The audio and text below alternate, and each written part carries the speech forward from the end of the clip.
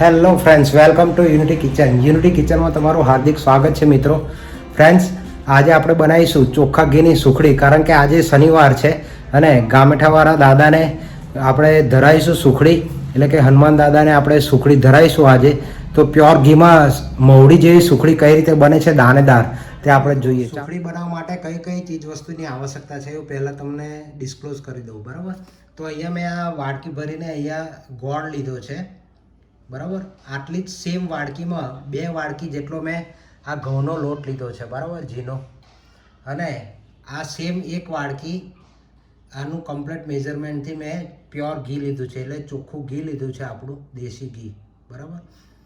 તો છે ને સહેલું. તો જો મિત્રો, આપણે પહેલાં ધાબો દઈશું. ધાબો એટલા માટે દેવાનો કારણ કે આપણે દાણેદાર બનાવી છે સુખડી, એટલા માટે.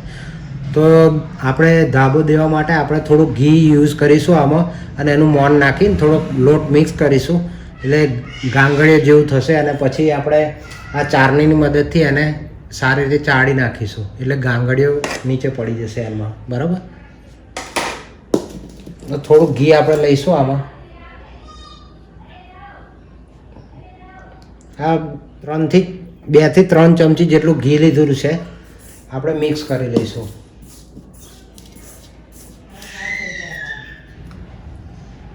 થોડું ઘી હજુ લઈશું આપણે. તો જો મિત્રો, આ રીતે થોડી ગાંગડીઓ આમાં આવી ગઈ છે. હવે આપણે આની જે ચારણી છે એના મદદથી આપણે ચાળી લઈશું લોટને.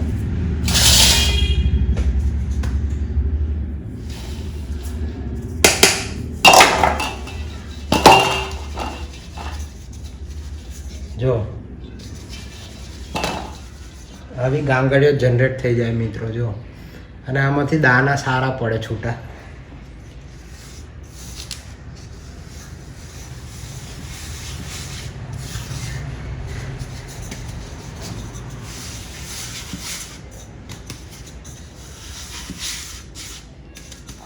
તો જો મિત્રો, કેટલા સરસ દાણા જનરેટ થઈ ગયા આમાં, બરાબર.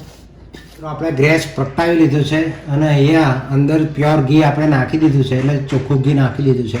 આ આપણો જે લોટ છે ઘઉંનો, એ એડ કરીને આપણે એકદમ મીડિયમ તાપ ઉપર એને ધીરે ધીરે સ્ટેર કરતા રહીશું, જ્યાં સુધી બરફીને જેવી જામી જવાની કન્સિસ્ટન્સીમાં ના આવે ત્યાં સુધી, બરાબર. તો જો આ ઘઉંનો લોટ છે એ આપણે હવે આમાં નાખી દઈશું, બરાબર.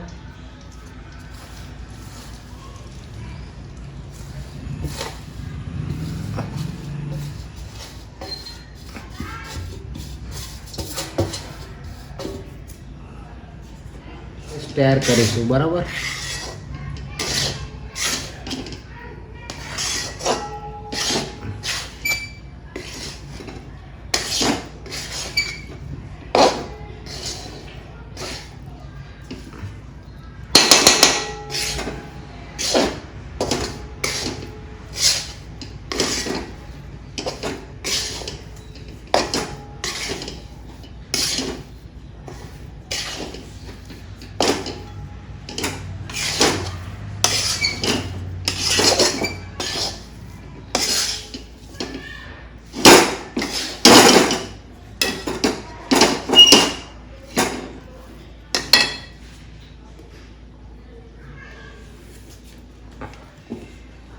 આપણે થોડું ઘી એડ કરીશું મિત્રો.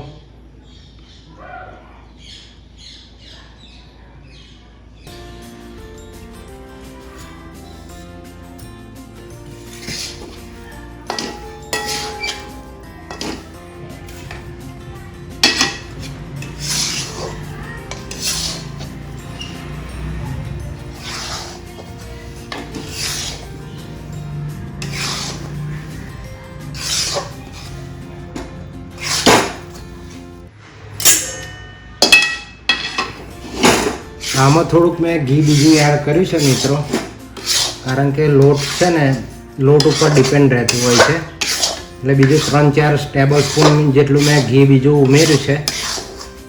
તો તમારે એવું લાગે તો જરૂર મુજબ ઉમેરી લેવું, બરાબર. તો જો ફ્રેન્ડ્સ, આપણી જે સુખડી છે એ સારી રીતે શેકાઈ ગઈ છે, બરાબર.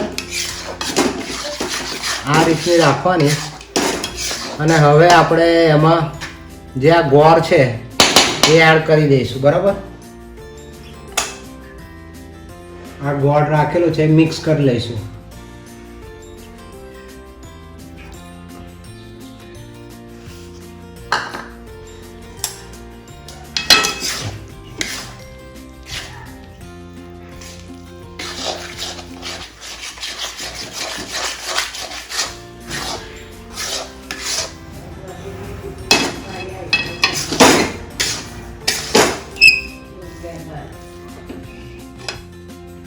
તો જો મિત્રો આમાં આપણે થોડુંક દૂધ આપણે પાડીશું. બરાબર, વધારે નહીં, આટલું પાડીશું. બરાબર,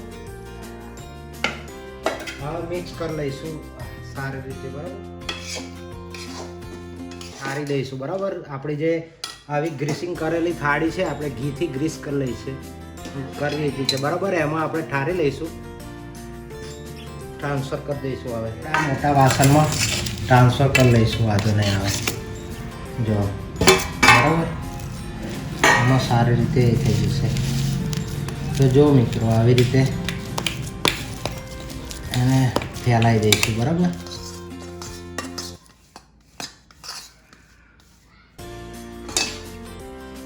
આપણે અડધો કલાક જેવું રેસ્ટ આપી દઈશું, જેથી કરીને એ સારી રીતે મીન્સ સારી રીતે જામી જાય અને પછી એનું કટિંગ કરી લઈશું આપણે. બરાબર, તો જો મિત્રો ફાઇનલી આપણી જે દાણેદાર સુખડી છે એ બનીને તૈયાર થઈ ગઈ છે ચોખ્ખા ઘીની. અને અત્યારે હું આવો કટિંગ કરી રહ્યો છું. અડધો કલાકના રેસ્ટ પછી સારી રીતે જામી ગઈ જો સુખડી, એકદમ સરસ. જો નજીકથી બતાવું કેટલી સરસ થઈ છે, દાણેદાર, બિલકુલ મોહનથાળ જેવી થઈ છે. જો તો હવે આનું કટિંગ કરી લઈશું આપણે. બરાબર, તો સાઈડનું પહેલાં કટિંગ આપણે કરી લઈશું.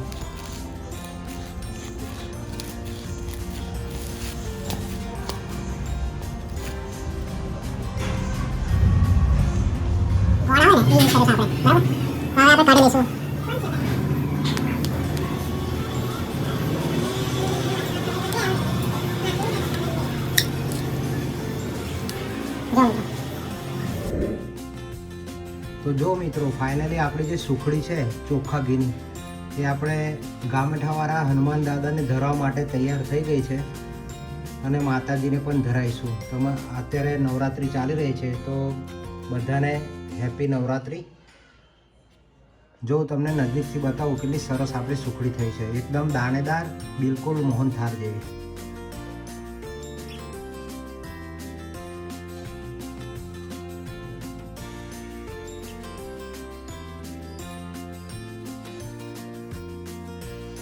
હું તમને એક પીસ તોડીને નજીકથી બતાવું મિત્રો. જો એનું લેયર કેટલું સરસ થયું છે, એકદમ જબરજસ્ત. પ્યોર ઘીની બનાવેલી છે અને કેટલી સોફ્ટ ને કેટલી સરસ છે. જો એકદમ પોચી રૂ જેવી એવી આપણી સુખડી થઈ છે ચોખ્ખા ઘીની. બરાબર, જો આ મારી રેસીપી તમને પસંદ આવી હોય તો પ્લીઝ મારી યુનિટી કિચનની ચેનલને લાઇક, શેર અને સબસ્ક્રાઈબ કરજો. કારણ કે હું આવા તમારા માટે નવા વિડીયો લાવતો રહીશ. ત્યાં સુધી જય હિન્દ, જય ભારત અને પ્લીઝ મા બાપની સેવા કરજો. જય સ્વામિનારાયણ ઓલ ઓફ યુ.